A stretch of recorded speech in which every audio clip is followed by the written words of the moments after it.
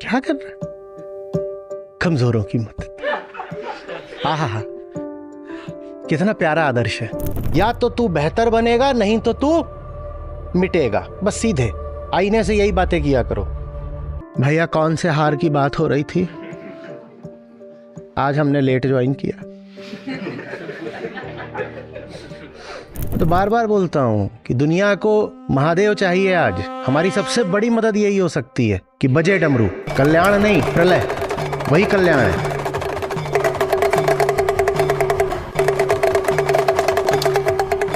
प्रणाम आचार्य जी। आचार्य जी, कर्तव्य संबंधित 2 प्रश्न आए हैं।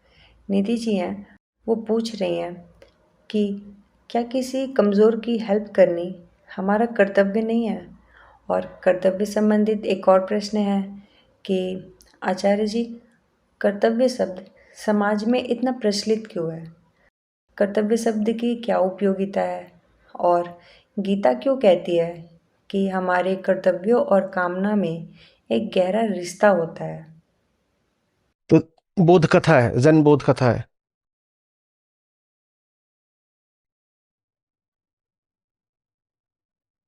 एक जैन गुरु, जैन मास्टर चले जा रहे हैं, उनके साथ में उनका शिष्य है। तो वो पूछता है कि हु इज द बुद्धा?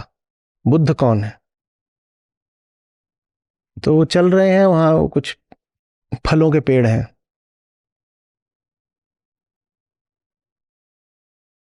तो बोलता हूँ चुप रहते हैं, कुछ बोलते नहीं। पहले पेड़ के नीचे से निकलते हैं, कुछ नहीं, वहां से निकल जाते हैं। दूसरे पेड़ के नीचे कुछ नहीं, वहां से भी निकल जाते हैं। और तीसरे पेड़ के नीचे से निकल रहे होते हैं तो एक फल ऊपर से गिर पड़ता है। कोई फल मान लो, अमरूद, जामुन, कुछ भी। तो गिर पड़ते हैं। जब गिर पड़ता है तो उसको उठा के खा लेते हैं और चल देते हैं। And the disciple was enlightened at that moment. वो कथाएं ऐसे ही समाप्त होती हैं। कि बस इतने से इशारे से उस शिष्य को बुद्धत्व प्राप्त हो गया। समझ में आ रही बात? नहीं था तो नहीं था। पूछे कि तुमने फल क्यों खाया, तो ऐसा अजीब जवाब आया कि खोपड़े में नहीं समाया। तुमने फल क्यों खाया? क्योंकि सामने आया। ये क्या जवाब है? तुमने फल क्यों खाया? क्योंकि सामने आया। और कोई उत्तर नहीं है इसका।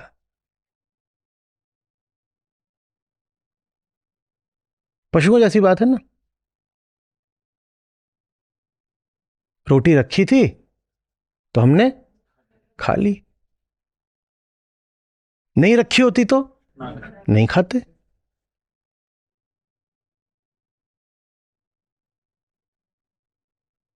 तो प्रकृति यह बहाव है, इसमें कोई कर्तृत्व तो नहीं। और हमने अगर फल खा लिया है तो इसका मतलब ये नहीं कि इस पेड़ से कोई खास रिश्ता बना लेंगे और जाके उसे झंझोड़ेंगे और फल गिराएंगे या वहीं पे अड्डा बनाएंगे। कुछ नहीं, चलते जाएंगे।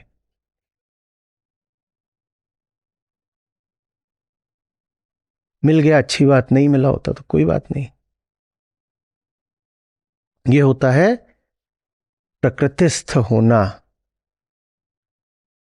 अविरोध निर्विकल्पता।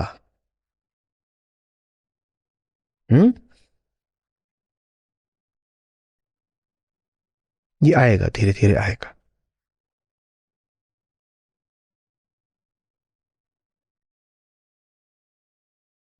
कर्तव्य और कामना का रिश्ता स्पष्ट है। जहां कामना नहीं वहां सकाम कर्म नहीं। और सकाम कर्म तुम्हें करना चाहिए अपनी कामना को पूरा करने के लिए। इसी भाव को क्या कहते हैं? कर्तव्य। फलाना कर्म करो ताकि तुम्हारी कामना पूरी हो सके, यही क्या कहलाता है? कर्तव्य। गीता आपको सब मूर्खतापूर्ण कर्तव्यों से मुक्ति दे देती है। इसलिए संसारियों के लिए इतनी खतरनाक है गीता, और इसलिए उनके लिए इतना ज़रूरी था गीता के अर्थ को विकृत करना। क्योंकि जहां आप को कर्तव्य सौंप दिया गया ना, वहां आपके श्रम से आपको तो कुछ मिलना नहीं, पर श्रम तो हो रहा है, तो किसी को तो कुछ मिल रहा होगा ना। आपके कर्तव्य पालन से किसी न किसी को कुछ मिल रहा होता है। अगर गीता आपको बता दे कि सब कर्तव्य तुम्हारे मूर्खताएं हैं, तो किसी के स्वार्थ पे बड़ी चोट पड़ेगी। उनको बड़ा बुरा लगेगा जब आपको ये पता चलता है कि ये कर्तव्य का खेल ही झांसे का है। दान देना तुम्हारा कर्तव्य है। ये दिन होते हैं साल के, और जितने बड़े तुम पापी हो उसी अनुपात में जाके दान दे आना, वहां पेटी है।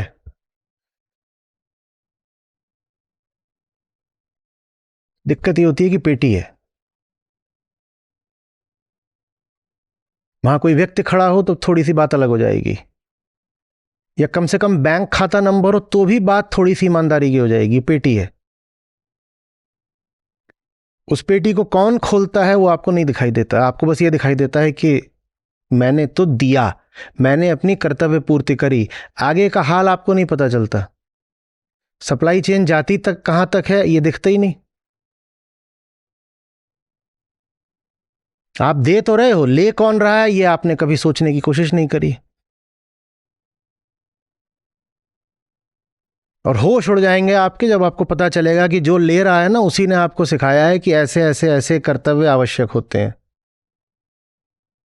जिसको आपके कर्तव्यों से सबसे ज्यादा लाभ हो रहा है, वही आपको कर्तव्य का पाठ पढ़ा रहा है।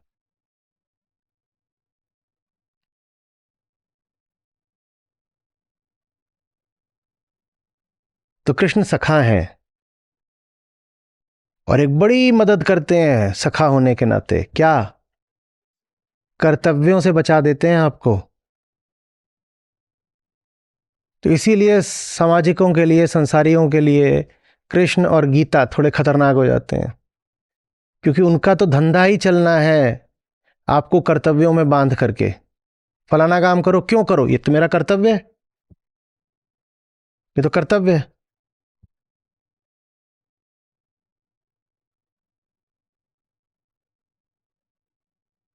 तो बैठे हुए थे रियूनियन में, तो पुरानी यादें ताज़ा की जा रही थी। उसमें से एक था, उसने बताया,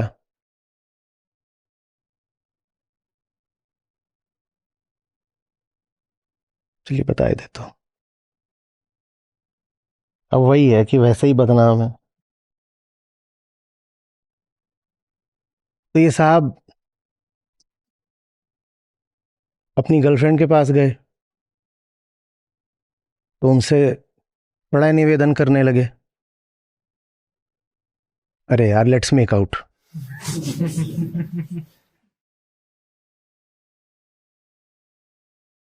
तो वो बोली नहीं, नहीं। तो इन्होंने कहा कि बट वाई नॉट। तो बोली पहले शादी। बोली कि मैं तो मैं ही हूँगा ना, मैं तो मैं ही हूँ, अगर मैं बुरा हूं तो अभी भी बुरा हूं। तो बोली नहीं, तब तुम्हारा हक होगा। हम्म? ये उसने मुझसे बात आगे करी थी, बड़ी लंबी चौड़ी इस पर चर्चा हुई थी कि ये खेल क्या है। तो बैठे हुए तो वही सब याद आया, हंस रहे थे इस पर खूब।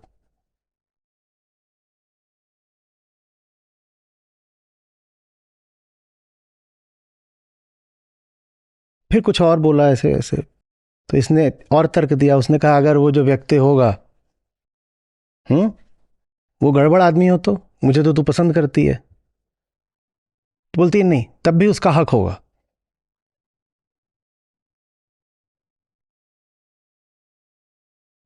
ये किसने बताया? उसका हक होगा, माने तुम्हारा फिर कुछ कर्तव्य होगा, ठीक है ना। अधिकार और कर्तव्य, ड्यूटीज एंड रिस्पॉन्सिबिलिटीज, ये तो एक साथ चलते हैं ना।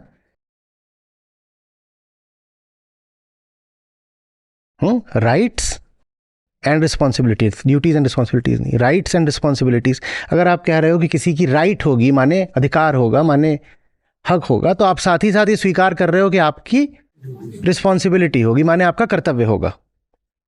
ये कर्तव्य आपको किसने सिखाया? कि पति है तो जैसा भी होगा तो ठीक है। यहां ये नहीं कहा जा रहा है कि ये जो व्यक्ति गया था, ये जो कह रहा था, वो करना ठीक है कि गलत है, हम उसकी नहीं चर्चा कर रहे। तो टीनेज की बात, उस समय क्या होता है जानते ही हैं सब, हार्मोनल होता है सब कुछ, तो उसकी बात अलग है कि ये जो कर रहे हैं वो अच्छा है गलत है क्या है, हटाओ उसको। पर ये धारणा मन में कहां से आ गई कि पतिदेव अगर मेरे कपड़े उतारेंगे तो उनका हक है और वहां उतरवा लेना मेरा कर्तव्य है। तो इस पे तब भी बड़ी, सन 97 की बात है, तब भी बड़ी चर्चा चली थी, रात भर बैठ करके खूब खोबड़ा खुजलाया था कि ये कहानी में ये एंगल कहां से आया। और अभी मिले तो फिर से वो बात ताजा हो गई, सब हंसे खूब इस पर।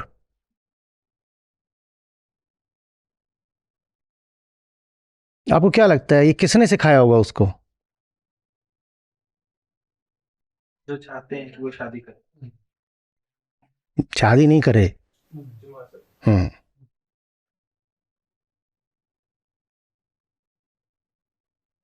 कोई बंदूक दिखा करके थोड़ी लूटा जाता है, कर्तव्य बता करके लूटा जाता है। लूटना तुम्हारा कर्तव्य है, लूटना तुम्हारा कर्तव्य। और तुम अपना कर्तव्य यदि निभाओगे तो बदले में तुम्हारी ये और ये कामनाएं पूरी कर दी जाएंगी।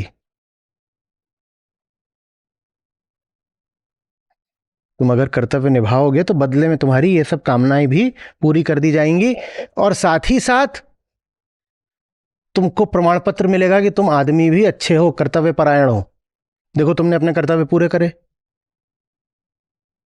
लगभग वैसा ही कि जैसे मंदिर में जाने पर मनोकामना तो पूरी होगी ही होगी, प्रसाद भी मिलेगा और अच्छे आदमी भी कहलाओगे। कृष्ण मुक्ति दे रहे हैं, कह रहे हैं भीतर देखो अपने, दिखाई देगा बहुत सारा झूठा ज्ञान। उसी झूठे ज्ञान से तुम्हारी कामनाएं आती हैं। उन्हीं कामनाओं को बेट बना करके, बेट समझते हो क्या? चारा, जैसे मछली को डाला जाता है, उन्हीं कामनाओं को चारा बना करके तुम्हें कर्तव्य में बांधा जाता है। और ये कर्तव्य तुम्हारी गुलामी बनते हैं, बेगारी बनते हैं, करे जाओ करे जाओ करे जाओ। कुछ नहीं भी मिल रहा तो ये भरोसा, ये कल्पना तो मिलती ही है ना कि इतने कर्तव्य निभाए हैं तो स्वर्ग मिलेगा। कुछ और भी लाभ नहीं हो रहा तो ये तो मिलता है ना कि कर्तव्य पूर्ति कर रहे हो तो पुण्य कमाया।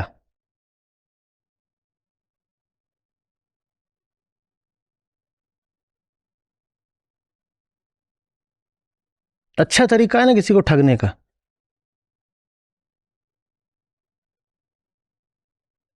तुम दिन भर काम करो, दिन भर काम करो, तुमसे ईंट उठवाई जाए, खूब ईंट उठवाई गई, और शाम को मैं तुमको बुला करके ऐसे कुछ दे दूं, दिया, तुम पूछो ये क्या दिया, मैं बोलूं पुण्य।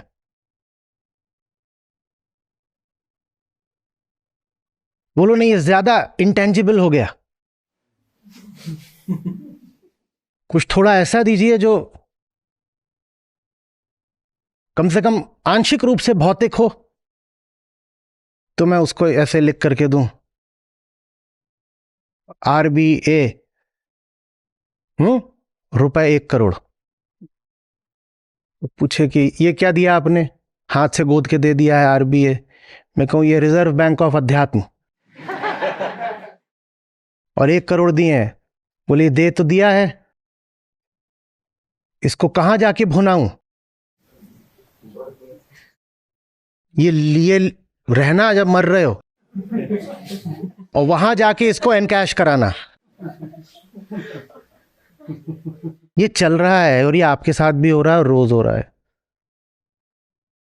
धर्म का मतलब होता है ये रही मिट्टी, ये रही जमीन और ये रही जिंदगी। बताओ यहां क्या मिल रहा है, आगे की बात छोड़ दो।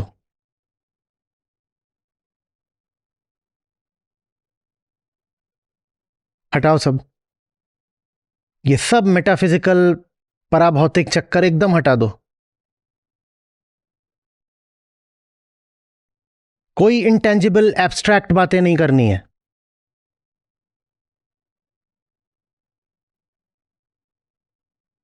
मुझ में आ रही है बात ये।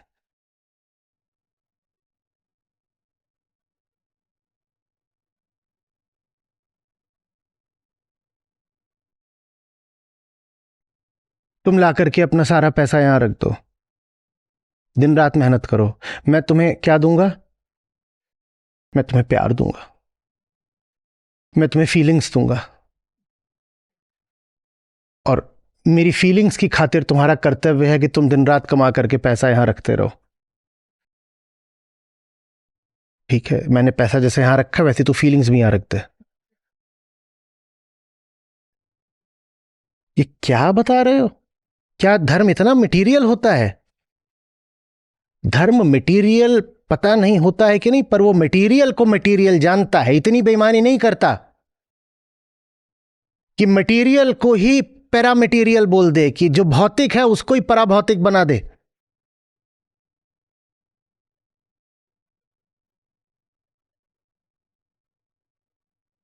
जो जैसा है उसको वैसा कहने का नाम धर्म है।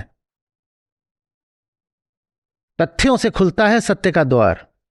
धर्म का पहला सीधा सरोकार तथ्यों से है, फैक्ट से है, एब्स्ट्रैक्शन से नहीं है, टेंजिबिलिटी से है।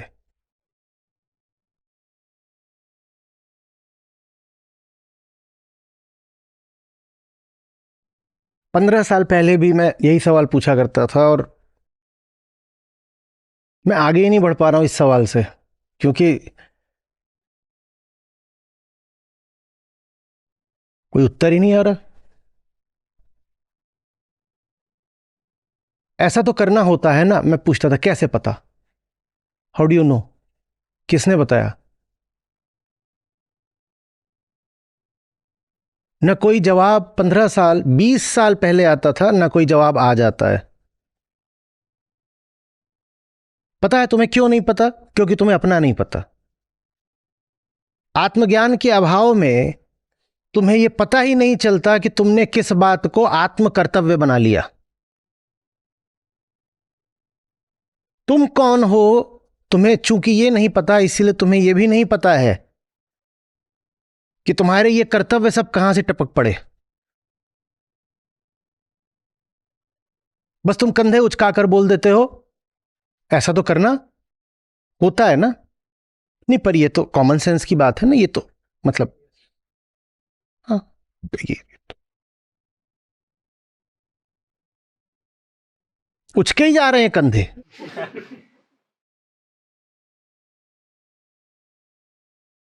मुंह से भी बोल लो, बता दो ना, तुम्हें कैसे पता फलानी चीज तुम्हारा कर्तव्य है? जिनको हम कहते हैं होली काउज, समझ रहे हो? होली काउज मतलब मुहावरा है अंग्रेजी का, कि जिन चीजों को तुमने सेक्रेड मान रखा है, तुम्हें कैसे पता वो सब सेक्रेड है? और चूंकि तुमने 50 चीजों को सेक्रेड मान रखा है, इसीलिए जो द सेक्रेड है उससे बहुत दूर हो।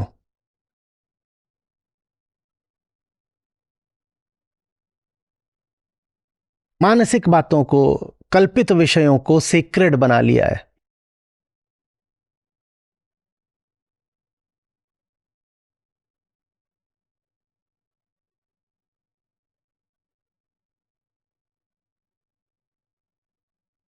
और कितनी ज्यादा सफरिंग है उसकी वजह से, कोई इंतहा नहीं।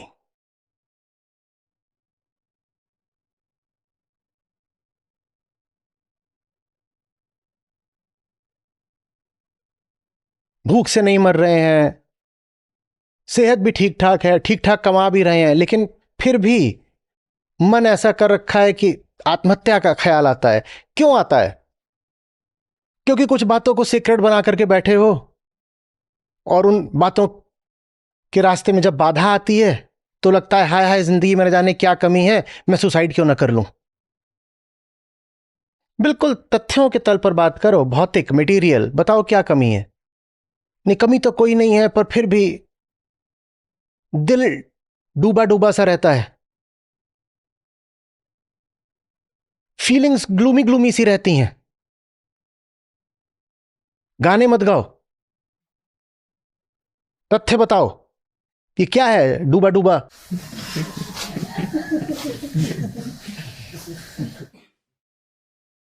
तथ्य कोई है ही नहीं। बात बस इतनी सी है कि आपको सीक्रेटनेस की कुछ छवियां दे दी गई हैं, वो छवि जिंदगी में नहीं दिखती तो डूबा डूबा हुगा हुगा कुछ भी गाओ, फिर रो उसमें।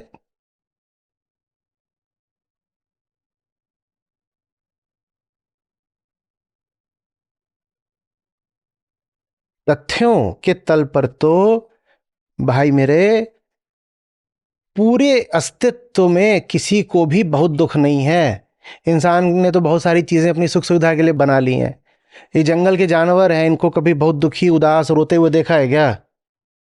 प्रकृति तथ्यात्मक दुख तो देती ही नहीं है।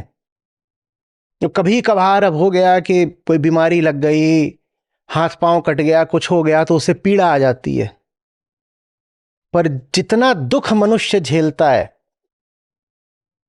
वो प्रकृति प्रदत्त पीड़ा से तो बहुत आगे का है। और क्यों आगे का है? क्योंकि हमारे पास झूठी छवियां हैं, सीक्रेट कर्तव्य हैं। ऐसा करना होता है।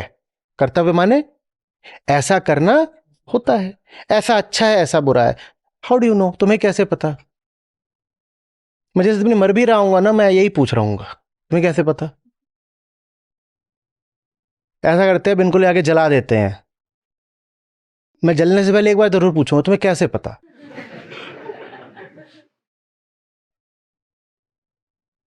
तुम्हें कैसे पता? तुम्हें कुछ नहीं पता। तुम्हें बस अपने कर्तव्य पता है जो किसी ने तुम्हारे माथे पे रख दिए हैं और तुम उनको ढो रहे हो।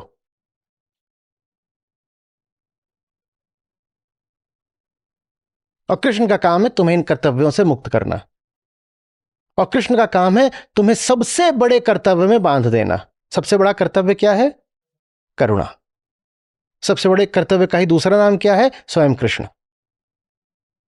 कृष्ण कहते हैं छोड़ दो सारे कर्तव्य, मैं एकमात्र कर्तव्य हूं तुम्हारा, छोड़ो। और खुल के इन्हीं शब्दों में कहते हैं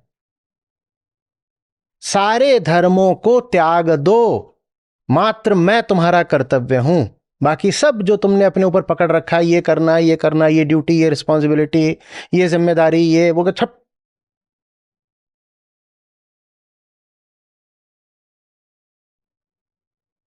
तो फिर लोक धर्मी ने कहा देखो ये ना महाभारत घर में मत रखना, मेरे घर में मुक्त गया। कलेश होता है। अब महाभारत में ही तो गीता है, तो फिर गीता भी मत रखना। कारण समझ में आ रहा है ना?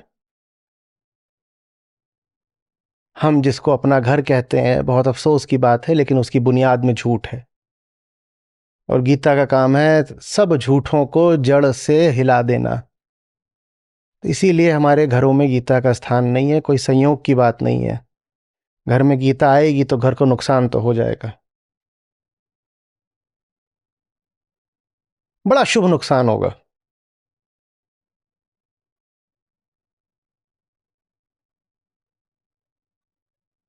पर आम आदमी इस नुकसान को झेलने को तैयार नहीं होता है। और एक शब्द है जो कर्तव्यों के साथ चलता है, जिससे कृष्ण आपको आजादी देते हैं।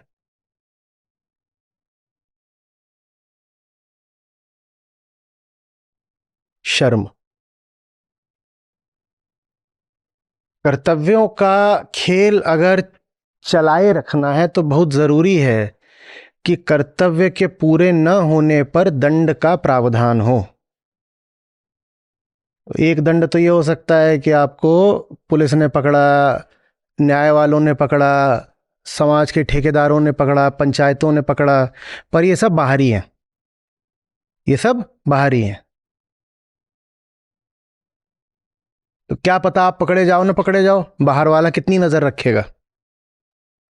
और अगर उसने नजर रख भी ली तो आपको पकड़ने में फिर मेहनत करनी पड़ेगी।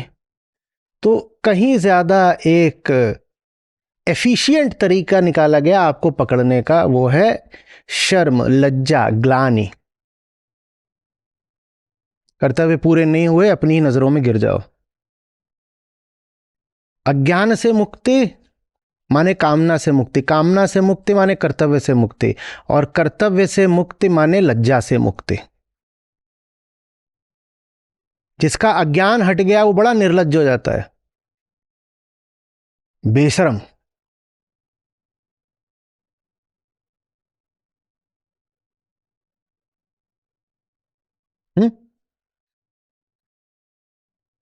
कर्तव्य है मेरा कि बोलूं बेशर्म, पर मैं तो निर्लज्ज हूं, तो क्या बोलूंगा?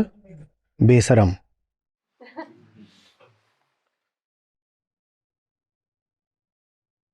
कृष्ण आपको लज्जा से मुक्ति देते हैं।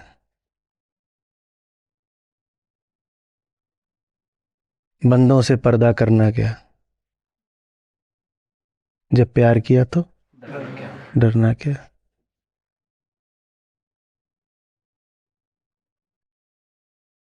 दुनिया में किसी को देखा है जो बात बात पे लजाता हो, शर्माता हो? पूरे अस्तित्व में, कायनात में कोई प्रजाति है ऐसी? मैं तो छुई मुई अबला सी शर्म सी लाल हुई, है कोई? तो आपको क्या लगता है ये आप में जन्मगत है बात, ये डाली गई है?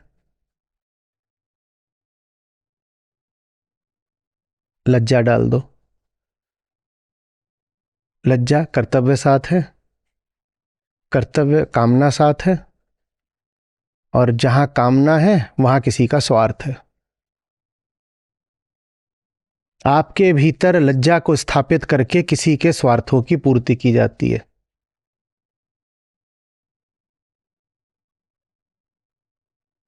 जिसको दूसरों की स्वार्थ पूर्ति की मशीन बनकर नहीं जीना है, उसे निर्लज्ज होना पड़ेगा।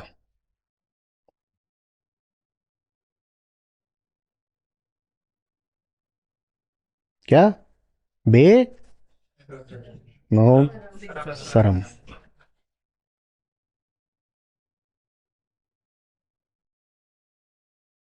एक बिल्कुल मौलिक जीवन जिसमें कुछ भी ऐसा नहीं है जो रटाया पढ़ाया गया हो।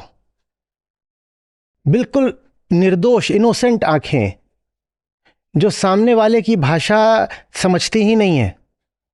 सामने वाला तुम्हें पढ़ाना चाह रहा है, तुम्हें जताना चाह रहा है कि तुमने कुछ गलत कर दिया है, तुम्हें शर्मिंदा होना चाहिए। तुम उसको ऐसे देख रहे हो, जी आपने क्या कहा मैंने समझा नहीं, जी आपकी भाषा मुझे आती नहीं, जी मैं पढ़ ही नहीं पाया आपने लिखा क्या। आप मुझे शर्मसार करना चाह रहे हो, मैं हो ही नहीं सकता, मैं आपकी भाषा जानता ही नहीं। जी आपने कोशिश बहुत की मेरे भीतर कुछ लिख देने की।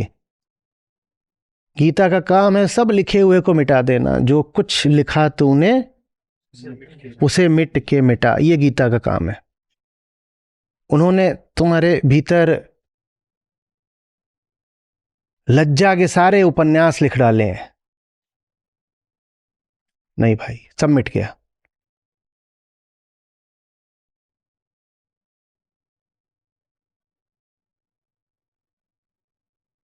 समझ में आ रही है बात? ये मेरा विवेक तय करेगा कहां मुझे सुधार करना है। तुम्हारे नियम कायदे कानून थोड़ी बताएंगे।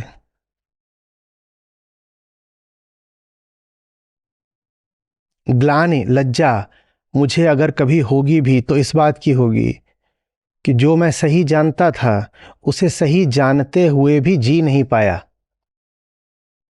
इस बात का अपराधी मैं स्वयं को जरूर ठहराऊंगा। जो चीज ठीक है उसको ठीक जानते हुए भी उस पर चल नहीं पाया, मात्र इसी बात का अपराधी मैं स्वयं को ठहरा सकता हूं। पर इस बात का मुझे कोई कभी अपराध बोध नहीं होगा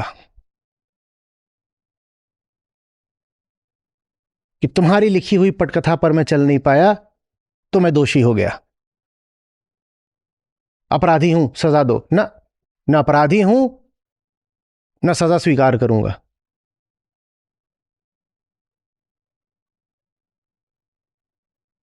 मैं अपराधी हूं कि नहीं हूं, ये अगर कोई तय करेगा तो कौन? हाँ, गीता तय कर देगी, तुम नहीं तय करोगे।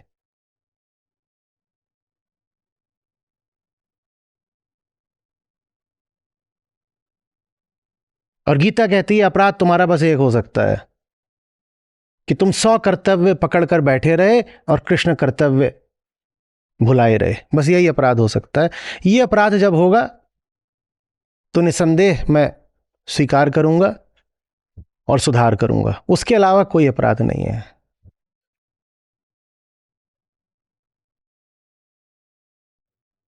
बताइए, प्रश्न बताइए।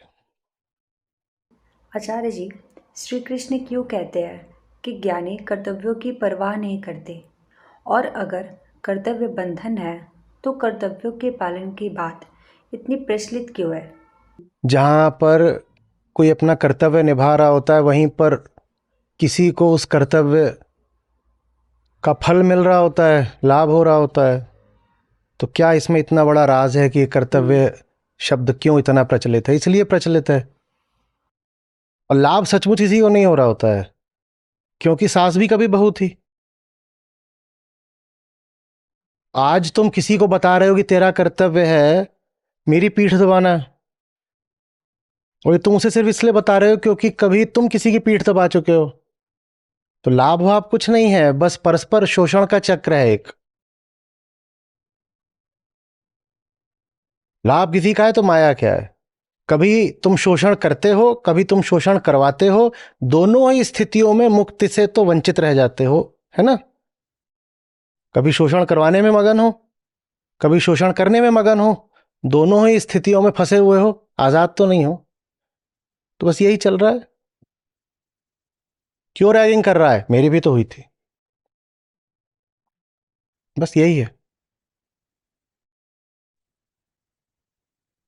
और पहला क्या पूछा था? कमजोर की मदद करना। जी। अब पता नहीं कमजोर की मदद करना कर्तव्य है कि नहीं, ये मालूम नहीं।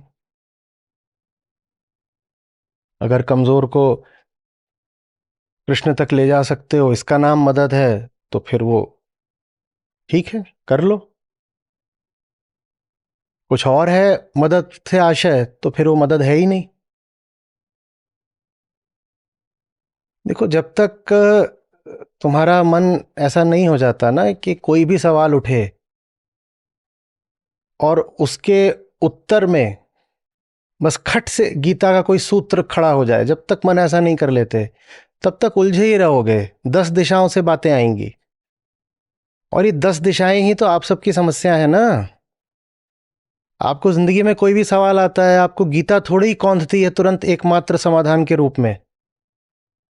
आपको ताऊ जी की, फूफी जी की, सेलिब्रिटी जी की, नेताजी की, सबकी बातें याद आती हैं।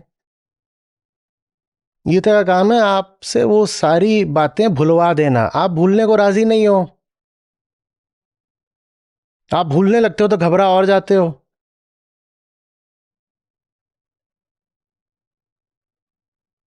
मैंने ऐसे भी लोग देखे हैं जो 3-4 दिन अगर गहराई से सत्रों में बैठ लें और देखें कि वो डूबने लग गए हैं, प्यार होने लग गया है उनको, तो 5वें दिन वो तय करके, इरादा करके, योजना बना करके अपने घर भागते हैं, क्योंकि उनको दिख रहा होता है कि अगर नहीं भागे तो इस बार मामला इरिवर्सिबल हो जाएगा। तो 3-4 दिन यहां बैठ लेते हैं, 5वें दिन खट से भागते हैं। कृष्ण कोशिश कर रहे हैं कि आप सब भूल जाओ, और आप डटे रहते हो कि भूलूंगा नहीं, तो बात कैसे बनेगी? जी। आप उतारू हो कि याद रखूंगा, तो कैसे बात बनेगी? नहीं तो बहुत सरल है। क्या कर्तव्य है? कृष्ण कर्तव्य है, खत्म हो गई बात। लो, जी। जैसे मैथ्स में फॉर्मूले होते हैं भाई, रटी थोड़ी जाती है, गणित रटी जाती है। और सूत्र माने डोरी भी होता है और सूत्र माने फॉर्मूला भी होता है।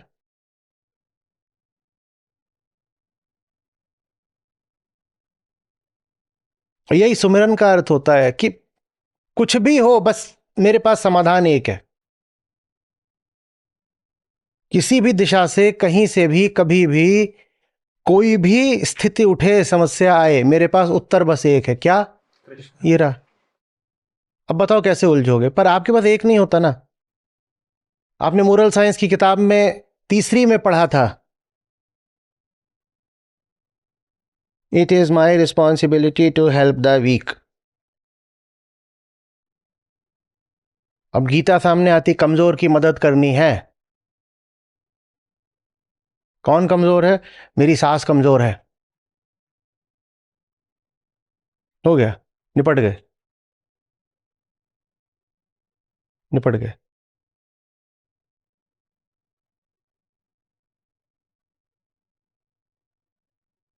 मदद का एकमात्र अर्थ होता है चेतना को उसके अंजाम तक ले जाना। इसके अलावा मदद का कोई अर्थ नहीं होता।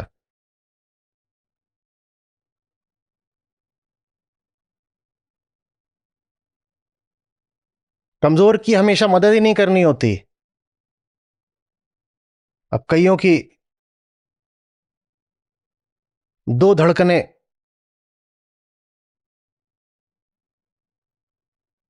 इधर उधर होने वाली हैं। कमजोरों की हमेशा मदद ही नहीं की जाती, कई बार कमजोरों का काम भी तमाम करना पड़ता है। कमजोरों के प्रति हमेशा इतनी सद्भावना रखोगे ना, तो बेटा अपनी कमजोरी के प्रति भी सद्भावना ही रखोगे। ये जो तुम्हारी कमजोरियां कभी खत्म नहीं होती ना, इसकी वजह यही है तुम्हारी मोरल साइंस की। कमजोरों की तो मदद करो, कमजोरों को तो बिल्कुल बचा के रखो, रुई के फाहे में रखो कमजोरों को। और सबसे बड़े कमजोर तो तुम खुद हो, तो सबसे ज्यादा तुम खुद ही कोई बचाते रहते हो। और इसीलिए मैं तुम्हारा दुश्मन हूं। देखो हम कमजोरों पर कितनी निर्ममता से वार करता है दुष्ट। जाम हुए तू नरक में सड़।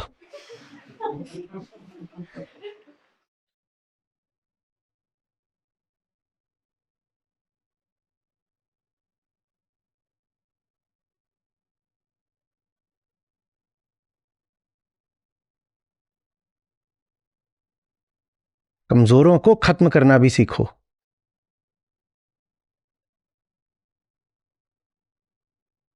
और इस मामले में मैंने भी बड़ी गलती करी है अपनी जिंदगी में। वो जो मोरल साइंस है ना, वो बड़े अरसे तक मुझ पर भी हावी रही, शायद अभी भी है।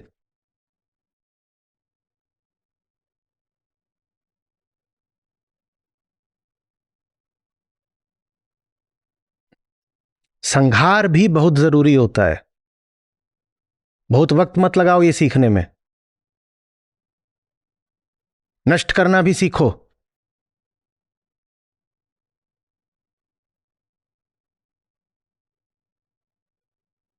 सेप्टिक हो जाए, गैंग्रीन होने लगे तो क्या करना होता है? काटना भी सीखो।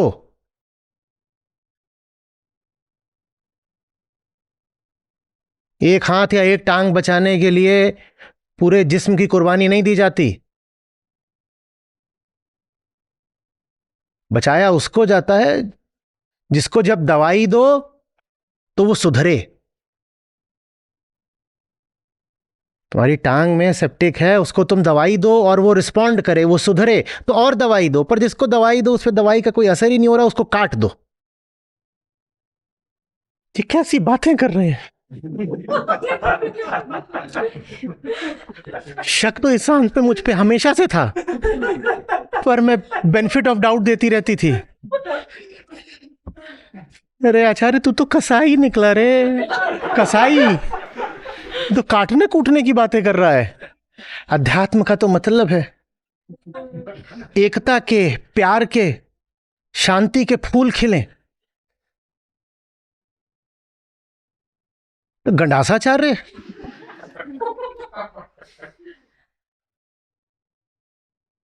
क्या कर रहा है? कमजोरों की मदद। आहा, कितना प्यारा आदर्श है।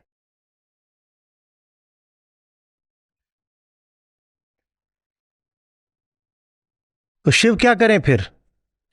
पूरा ही बेरोजगार करोगे उनको? उनका तो काम ही यही है कि जब तुम एकदम ही फैला दो रायता तो कहते सब साफ करो, हटाओ ये नालायकी, बंद करो, प्रलय।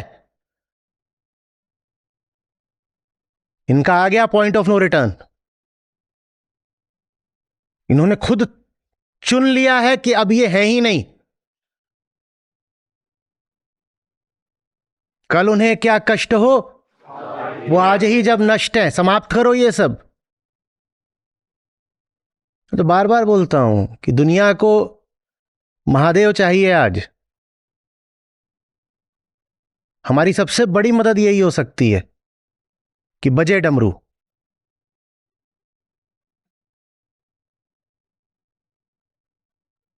कल्याण नहीं, प्रलय,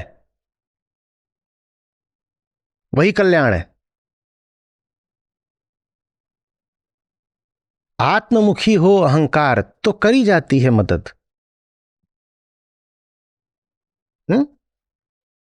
आत्ममुखी हो अहंकार तो मदद।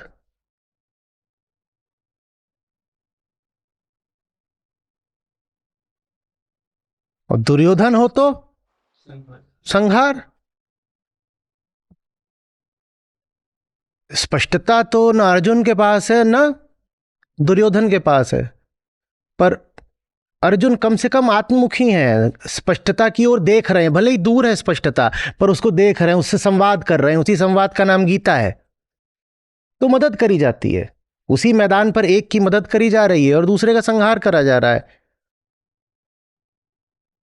और आप लोग सब लोक धर्म की दिशा से आ रहे हैं, इतना ज्यादा घबराते हैं संहार से कि हुकपुकी लग जाती है भीतर। हाय क्या बोल दिया, क्या क्या संहार।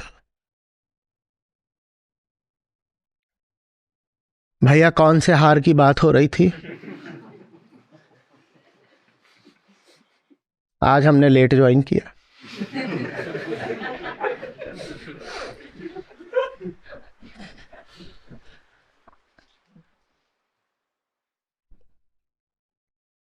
और ये दोनों बातें एक साथ आती हैं। झूठ का संहार नहीं कर सकते तो सत्य को समर्पित होने की बात भी छोड़ दो।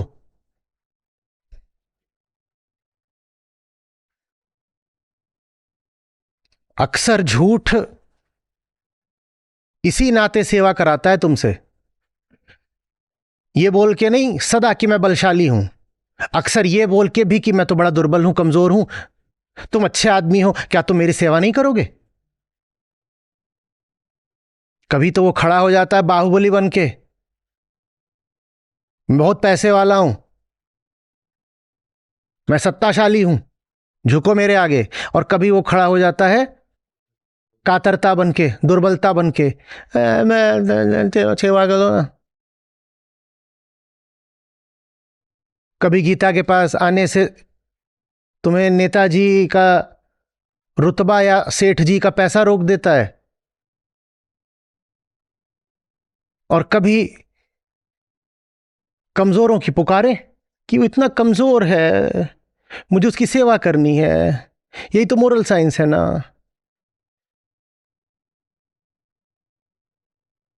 जेठ जी ने बताया था,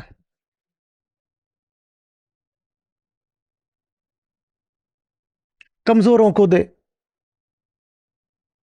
सेवा का उपहार। यही है गीता का प्यार।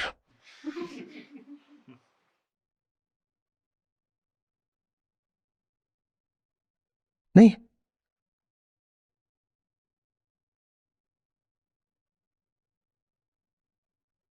क्यों कमजोर है भाई? जो कमजोर है क्यों है कमजोर?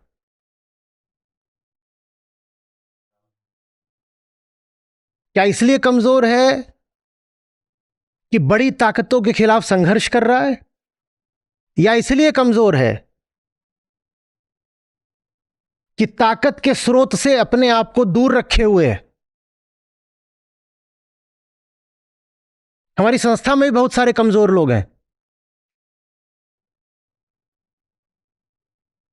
यहां अंदर अंदर एक दूसरे की गर्दन पकड़नी हो तो बहुत तेज रहते हैं, भैंसा भैंसी कर लेंगे, मैं उससे बेहतर हूं, वो मुझसे नीचे है, ये सब हो जाएगा। पर जब बाहर की दुनिया में बात करनी होती है तो एकदम उप, कमजोरी छा जाती है। कहां से आई कमजोरी है? कहां से आई कमजोरी है? कमजोरी है ही इसीलिए क्योंकि तुम ताकत जहां से आ सकती है उससे अपने आप को दूर रखते हो। ठीक, उससे तुम्हें अपने आप को बचा के रखना है, तो इसलिए तुम कमजोर हो। और उसके बाद तुम चाहते हो कि तुम्हारी सहायता और सेवा भी की जाए। माने तुम्हारे इस इरादे में तुम्हारी सहायता की जाए कि तुम ताकत के स्रोत से दूर रहो और कमजोर ही बने रहो। कमजोर की सेवा करने का अगर मतलब है कि कमजोर कमजोर बना रहे, तो ये सेवा नहीं, साजिश है। ये सब जो काम होते हैं ना, बीमारों की सेवा कर देना धर्म के नाम पर, भंडारा लगा देना, क्या मतलब है इनका धर्म से? क्या मतलब है? तुम खुद उस व्यवस्था में भागीदार हो जो शोषणकारी है, दमनकारी है, जिसमें किसी को अमीर करने के लिए हजारों को गरीब रखना जरूरी है। वो गरीब खुद तुमने पैदा करे हैं। उसके बाद साल में एक दो दिन तुम उनको खाना खिला के और कंबल बांट के अपने आप को धार्मिक घोषित कर रहे हो और कह रहे हो मैं तो कमजोरों का मसीहा हूं।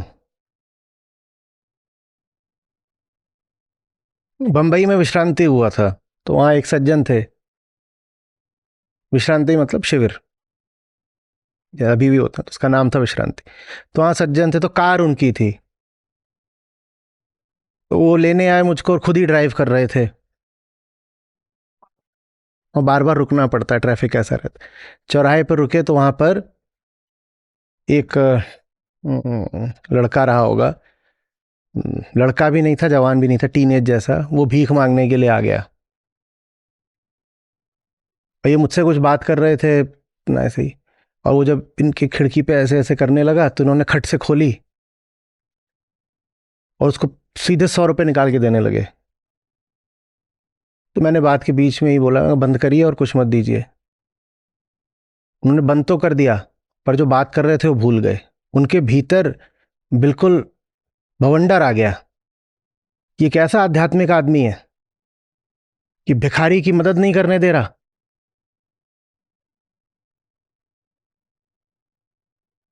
और वो आमतौर पे 2 रुपया देते हो तो उस दिन सीधे 100 निकाला था।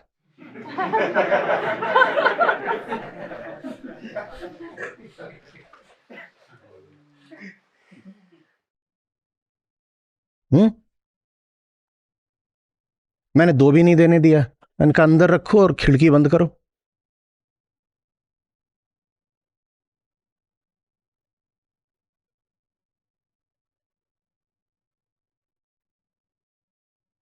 तुम क्या कर रहे हो? तुम किस चीज को धर्म बना रहे हो? ये मेरा कोई सिद्धांत नहीं है कि भिखारियों को नहीं ही देना है, कभी कभार दे भी देता हूं, वो निर्भर करता है कि मैं देख क्या रहा हूं।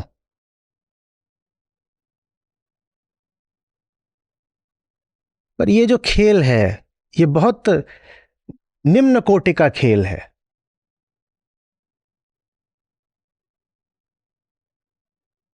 और ये वहीं खेला जाता है जहां शोषण बहुत होता है।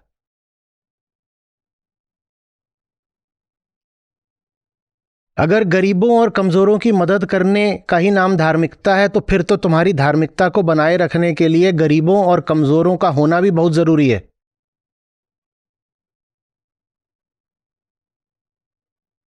और कहीं ऐसा तो नहीं कि गरीब गरीब बना रहे और कमजोर कमजोर बना रहे, इसी नाते तुमने ये प्रावधान बना दिया है और व्यवस्था चला दी है कि इनको कुछ कुछ देते रहो, तो उनका काम भी चलता रहेगा और तुम्हें भी भीतर ये भाव रहेगा कि मैं तो बढ़िया आदमी हूं, अपने कर्तव्यों का पालन करता हूं।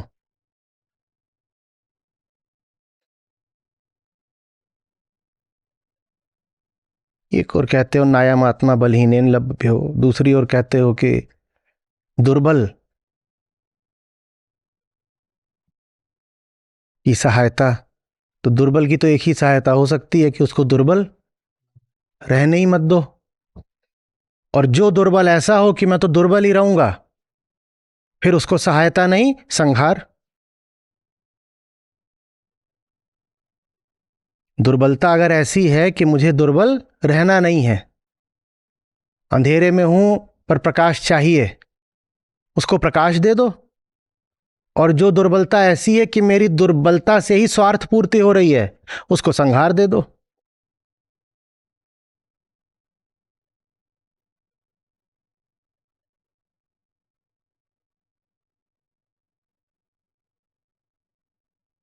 ये जो अच्छे आदमी की छवि बना रखी है ना, फाड़ कर फेंक दो। सच्चा बनो, अच्छा नहीं। और सच्चे हो जाओगे तो दिख जाएगा कि सच्चाई ही अच्छाई है। सच्चाई पहले आती है।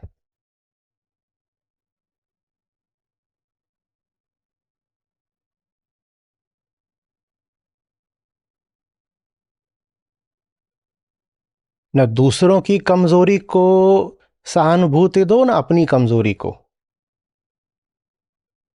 कमजोरी के प्रति बस एक रवैया रखो, क्या इसको मिटाना है। दो तरीके से मिट सकती है। एक ये कि कमजोरी ताकत की तरफ बढ़ जाए, और दूसरी ये कि कमजोरी अगर ताकत बनना ही नहीं चाहती तो उसका संहार हो जाए। या तो तू बेहतर बनेगा, नहीं तो तू मिटेगा। बस सीधे आईने से यही बातें किया करो। जैसा है वैसा तो तू नहीं रह सकता। हम बात कर रहे थे ना कर्तव्य और लज्जा के संबंध की। हाँ, तो बल कर्तव्य है, और बल आता है बल के स्रोत से एक होकर। कृष्ण और गीता से जितने एक होते जाओगे उतने बली होते जाओगे। बल कर्तव्य है, यही कर्तव्य है। बल की तरफ बढ़ो। और दुर्बलता अधर्म है। बल की तरफ बढ़ना ही धर्म है, दुर्बलता अधर्म है।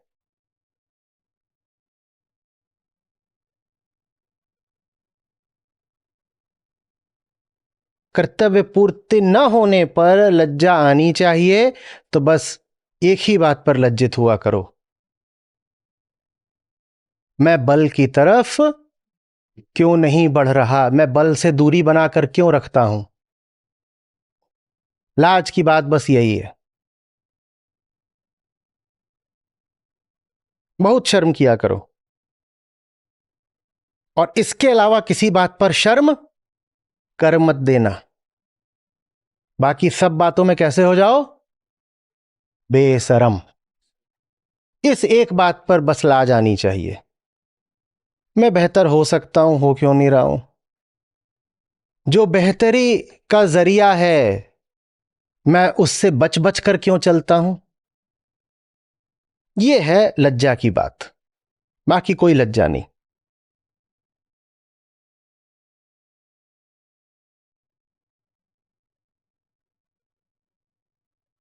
साहब हमारे कहते हैं वो बस एक राम की लाज करती और किसी की लाज करती ही नहीं। उसे किसी से लाज ही नहीं आती, बस वो राम की लाज करती है। उसी संबंधित एक दूसरी साखी है जिसमें कुछ ऐसा है कि लज्जा से ही है कि घूंघट करके रखी है पागल, नाचने निकली है और नाचन निकली बापुरी, घूंघट कैसा हुआ। इसका पहला क्या है, ये तो आधी साखी है इसकी। जैसे खांडा सोए, पिए का मारक कठिन है, जैसे खांडा सोए, नाचन निकली बापुरी, घूंघट कैसा हुए। हटाओ ना ये सब तुम। पर इससे भी ज्यादा मार्मिक और धारदार वो सती वाली साखी, जिसमें कहते हैं सती माने वो जो बस राम की लाज करती है, बाकी कोई लाज नहीं।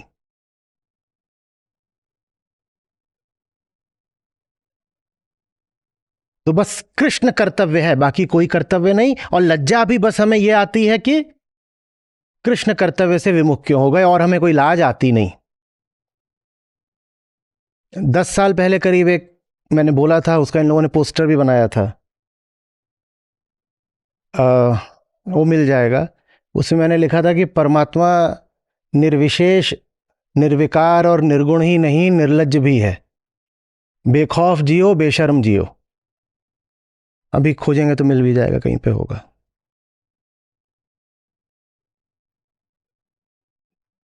लज्जा कर्तव्य, कर्तव्य कामना, कामना अज्ञान, अज्ञान अहंकार। ये श्रृंखला स्पष्ट होनी चाहिए बिल्कुल। आत्म हूँ, शुद्ध हूँ, कर्म दंड से मुक्त हूँ, स्वभाव में अचल रहूं, कर्तव्य नहीं क्रीड़ा करूं। आत्म हूँ, शुद्ध हूँ, कर्म दंड से मुक्त हूँ, स्वभाव में अचल रहूं, कर्तव्य नहीं क्रीड़ा करूं।